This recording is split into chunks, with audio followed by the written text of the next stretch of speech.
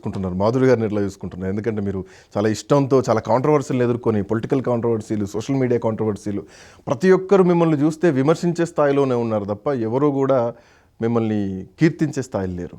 విమర్శించే వాళ్ళు ఎంతమంది ఉంటారు? ఈ 9 కోట్లు 8 కోట్ల జనాభాలో 1,00,000 మంది ఉంటారా? 2 లక్షల మంది ఉంటారా? చెప్పలేము, ఎంతమంది అయినా ఉండొచ్చు. ఎంతమంది ఉంటారు? మీరు ఎంతమంది చూస్తున్నారు చెప్పండి? ఎంతమంది ఉండొచ్చు? మహా అయితే కామెంట్లు పెట్టేవాళ్ళు, ట్రోల్ చేసేవాళ్ళు 1,00,000 మంది ఉంటారు. మిగతా 8 కోట్ల మంది ఆదరిస్తున్నారు కదా. ఆఫ్టర్ ఆల్ ఈ 1,00,000 మంది పట్టించుకుంటే జీవితంలో అస్సలు ముందుకెళ్ళాం, బ్రతకలేం. కానీ 1,00,000 మందికి మీరు సమాధానం చెప్పాల్సి వస్తుంది కదా. ఎందుకు చెప్పాలి? నేను 1,00,000 మందికి ఎప్పుడు సమాధానం చెప్పట్లే. నేను ఎప్పుడు ట్రోలర్స్ కి సమాధానం చెప్పను, కామెంట్స్ చదవను, కామెంట్స్ రిప్లై కూడా ఇవ్వను. నేను ఎప్పుడు చాలా మంది చూస్తారు కామెంట్స్ పెట్టుకుని ఏడుస్తూ ఉంటారు. మొన్న రేణు దేశాయ్ కామెంట్స్ పెట్టుకుని ఏడుస్తుంది. ఎందుకు ఏడవాలి? నిన్ను అభిమానించే వాళ్ళు ఇంకా చాలా మంది ఉన్నారు, కోట్ల మంది.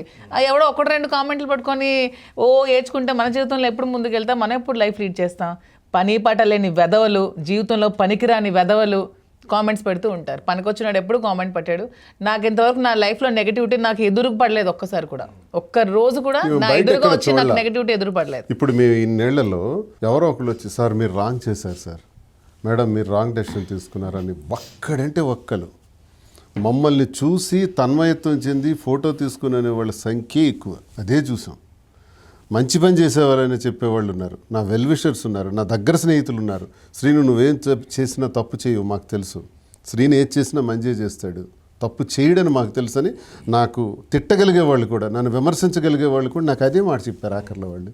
సో నేను ఎక్కడ నెగిటివిటీ పర్సనల్గా నేను ఇలా ఫేస్ టు ఫేస్ కలిసినప్పుడు ఎక్కడ వినలా, మీడియాలో వింటున్నాను. అంటే మిమ్మల్ని మొహం పట్టుకొని విమర్శించే ఉన్నారు, నా ఫ్రెండ్స్ ఉన్నారు.